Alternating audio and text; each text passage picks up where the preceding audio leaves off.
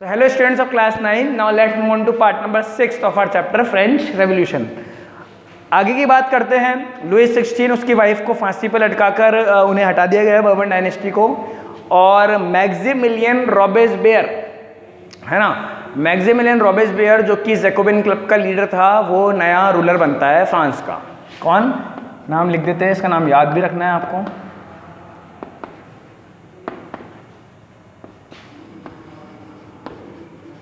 Maximilian Robespierre जब नया राजा बनता है तो उस समय तो लोगों को लगता है कि ये एक मसीहा बन के आएगा, है ना, इसने हमें लुई 16 से मुक्त कराया है, उसके रूल से आज़ाद करवाया है, तो ये फ्रांस के लिए कुछ अच्छा करेगा, नया करेगा। लेकिन ऐसा कुछ नहीं है। एक ही साल में 1793 पे गद्दी पर बैठता है, और एक ही साल में ये हो जाता है कि इसका जो रूल है, रेन कहता है ना, रेन कहलाता है वो समय काल, है ना, रेन ऑफ टेरर कहलाने लग जाता है। टेरर मतलब आतंक, है ना, डर। एक ऐसा समय, मैक्सिमिलियन रॉबेस्पियर एक ऐसा समय का जो इसका जो काल है, एक साल जब ये फ्रांस का राजा रहता है, तो इसके समय को टेरर मतलब कि एक डर, एक आतंक का काल बोला गया। लोगों के मन में इतना डर, इतनी अशांति से आ गई थी कि इससे तो लुई 16 ही ठीक था। ये मुंह से निकलने लग गया था लोगों के कि ये किसको हमने फ्रांस की गद्दी पर बैठा दिया। लुई 16 भले ही हमारे साथ डिस्क्रिमिनेशन करता था, लेकिन जो सब कुछ ये कर रहा है इतना तो वो नहीं करता था, है ना। वो मोनार्क था, ये डिक्टेटर बन के आया है। डिफरेंस मैं अभी बताऊंगा क्या है। मोनार्क मतलब राजा, और डिक्टेटर मतलब कि सिंगल रूल। आप जो चाहोगे डिक्टेट करोगे, जैसा चाहोगे पब्लिक को अपने हिसाब से चलाओगे, कोई कानून नहीं होगा, कोई कॉन्स्टिट्यूशन नहीं होगा फ्रांस में, ऐसा मैक्सिमिलियन रॉबेस्पियर ने बोला। तो ऐसा क्या करता था ये, मेन तो ये करता था सीवियर कंट्रोल एंड पनिशमेंट की पॉलिसी अपनाई थी इसने। सीवियर कंट्रोल एंड पनिशमेंट मतलब कि हर चीज़ पे पाबंदी थी लोगों के, है ना, घर से निकलने तक पे, कि आप घर से कब निकलोगे, कब बाहर जाओगे, क्या करोगे, क्या नहीं करोगे, हर चीज़ पे मेरा कंट्रोल रहेगा। सीवियर कंट्रोल था।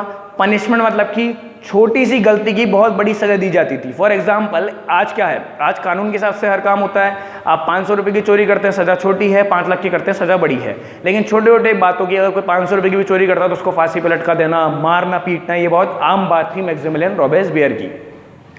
सेकेंड बात ये थी, फार्मर्स को ये फोर्स किया जाता था, किसानों को, कि वो अपना ग्रेन्स फिक्स्ड प्राइस पे ही बेचेंगे। जो प्राइस मैक्सिमिलियन रॉबेस्पियर तय कर देगा उसी दाम पर ग्रेन्स, अनाज बिकेगा फ्रांस में। ये मैक्सिमिलियन रॉबेस्पियर ने घोषणा की थी। सीवियर कंट्रोल, पनिशमेंट होगा, ठीक है। जितने भी फ्रांस में चर्चेज हैं उन्हें बंद कर दिया जाएगा, ठीक है। उनकी ज़मीन हड़प ली जाएगी, जो उनकी लैंड है चर्चेस के, वो ले लिए जाएंगे, और किस में बदल दिए जाएंगे, जेलों में। क्यों? क्योंकि सीवियर कंट्रोल एंड पनिशमेंट है ना। छोटे छोटे जब अपराधों की, छोटे छोटे क्राइम्स की बड़ी सज़ा मिलेगी, सबको जेल में डालता जाएगा, सबको मारेगा पीटेगा, तो जेल चाहिए।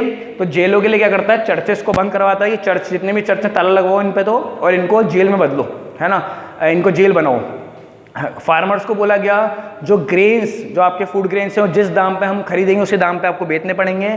लोगों की हर बात पे, आने जाने, हर चीज़ पे सीवियर कंट्रोल होने लग गया। पनिशमेंट के बहुत हार्ड पॉलिसी, स्ट्रिक्ट पॉलिसी इसने अपनाई। इसीलिए इसके खुद के फॉलोअर्स इसके साथ नहीं रहे, है ना। जो फॉलोअर जैकोबिन क्लब का मेंबर था ना, ये जैकोबिन क्लब का लीडर, तो जैकोबिन क्लब के लोगों को भी ये लग गया कि हमने किसको राजा बना के गलती कर दी। 1794 में असेंबली ने इसको भी लुई 16 वाला हाल किया, जेल में भेजा, और वहाँ से फिर फांसी पे लटका दिया गया इसको भी, ठीक है। एक तरह से, ठीक है, हैंग कर दिया गया इसको भी, हैंग टिल डेथ। फांसी को बोलते हैं हैंग टिल डेथ, ठीक है। क्यों? क्योंकि इसके ऊपर भी यही चार्जेस लगे कि इसने फ्रांस की जनता के साथ गलत किया है। लुई 16 कम से कम हमारे साथ डिस्क्रिमिनेशन करता था, हमारे ऊपर कंट्रोल रखता था, लेकिन ऐसा तो नहीं था कि छोटी छोटी बात पे हमें जेल में डाल देता था, मारता पीटता था। ऐसा लुई 16 के साथ नहीं था।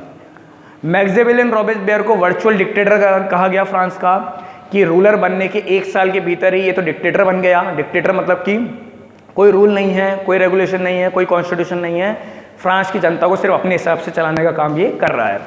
इसके काल को ही आपको ध्यान रखना है, 1 मार्क्स से बहुत अच्छा क्वेश्चन है। रेन ऑफ टेरर बोला गया, आतंक का काल। लोगों के अंदर इतना डर, इतना वो सहम गए थे कि वो डरने लगे थे मैक्सिमिलियन रॉबेस्पियर के समय से। ठीक है। तो मैक्सिमिलियन रॉबेस्पियर भी जेल में गया और वहाँ से उसको फांसी पर लटका दिया गया। इतना भी स्क्रीनशॉट लीजिए। उसके बाद कहानी ये है कि अब फ्रांस में आएगी पॉलिटिकल इनस्टेबिलिटी, यानी कि कोई राजा बचा ही नहीं। आपने लुईस 16 को गद्दी से हटवाया, उसको फांसी पर लटका दिया, रॉबेस्पियर को बिठाया, उसने अच्छी तरह रूल नहीं करा, लोगों के साथ गलत किया, उसको भी हटवा दिया गया। अब मैक्सिमिलियन रॉबेस्पियर के बाद एक तरह से हम बोलें पॉलिटिकल इनस्टेबिलिटी का दौर फ्रांस में चल गया है। पॉलिटिकल इनस्टेबिलिटी यानी कि फ्रांस की जनता को कोई नया रूलर मिल ही नहीं रहा है ना, कौन राजा बनेगा, इस बात पे एक बड़ी चर्चा होने लगी, कि अगला राजा कौन होगा, है ना। कोई राजा बनने के लिए तैयार नहीं है यार, राजा लायक कोई है ही नहीं। उल्टा इतना बड़ा रिस्क लिया, रॉबेस्पियर को राजा बनाया भी सही तो उसका रूल बहुत खराब निकला। तो पॉलिटिकल इनस्टेबिलिटी की वजह से एक नया चेहरा सामने आया, नेपोलियन बोनापार्टे।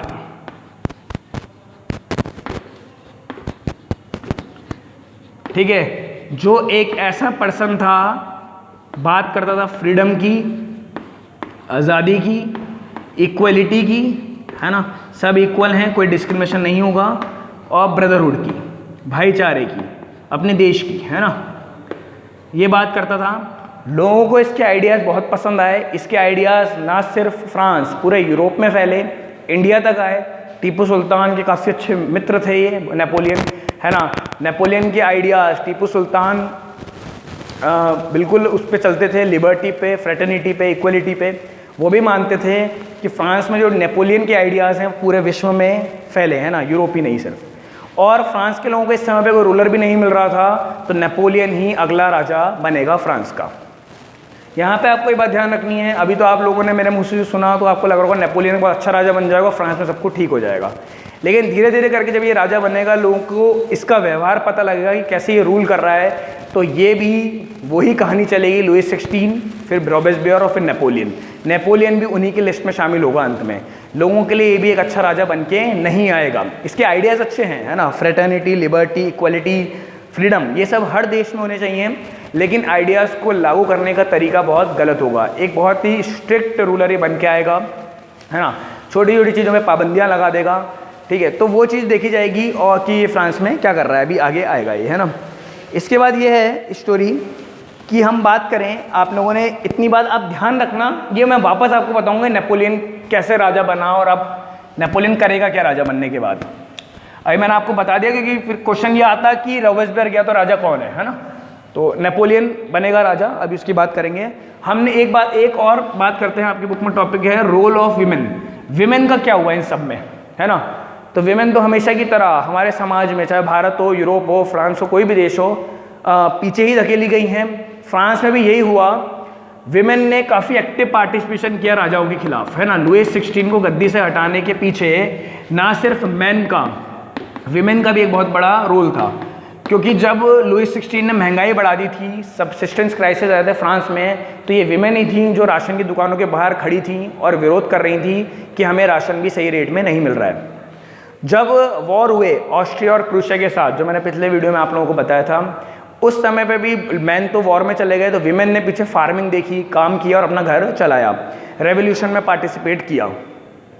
तब भी इन्हें हमेशा फ्रांस में पैसिव सिटीजन का ही दर्जा दिया गया। आपने देखा था, मैंने आपको जो वो कॉन्स्टिट्यूशन असेंबली वाला रूल बताया था कि कॉन्स्टिट्यूशन बन गया फ्रांस में और फ्रांस अब एक कॉन्स्टिट्यूशनल मोनार्क होगा।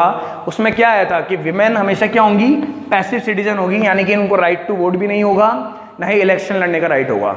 चाहे अमीर हो या गरीब, कुछ करती हो, सेल्फ डिपेंडेंट हो, अपना काम करती हैं, अच्छा पैसा कमाती हैं, टैक्स भर रही हैं, तब भी वोटिंग के राइट्स विमेन को नहीं मिलेंगे, डिस्क्रिमिनेशन किया जाता था। लेकिन फाइनली 1946 में, आपको ये ईयर नोट रखना है, कब, 1946 में France, women in the France got the right to vote. Voting के राइट फ्रांस में विमेन को कब मिले, 1946 में मिल गए। तो विमेन का एक जो बहुत बड़ा वो चला आ रहा था, है ना, विरोध चला आ रहा था राजाओं के सामने, लुईस 16 के सामने, कि हमें भी इक्वल राइट्स मिले। वो 1946, कितना पुराना रेवोल्यूशन तो आपने 1789 में कर लिया था, है ना। लगभग 150 ईयर्स बाद आपको वो राइट्स मिला कि वोटिंग के राइट्स विमेन को भी फ्रांस में होंगे। हालांकि इस समय तक आते आते फ्रांस में विमेन को बहुत कुछ मिल चुका था, है ना, बहुत सारे ऐसे राइट्स मिल चुके थे। मैं यहाँ लिख देता हूँ, इसके बाद ये आपको याद रहेगा। 1946 राइट टू वोट, इसको भी लिख देंगे। फ्रांस में इस समय विमेन को इक्वल अपॉर्चुनिटीज मिलने लग गई थी, इक्वलिटी विमेन तक पहुंचने लग गई थी।